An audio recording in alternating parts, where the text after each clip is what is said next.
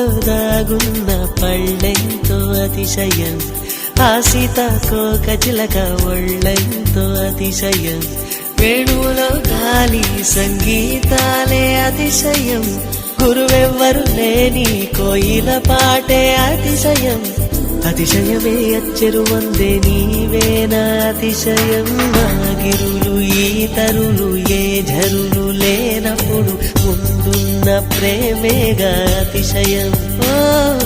16 ప్రయాణ పరువల్లో అందరికీ పుట్టేటి ప్రేమేగా అతిశయం.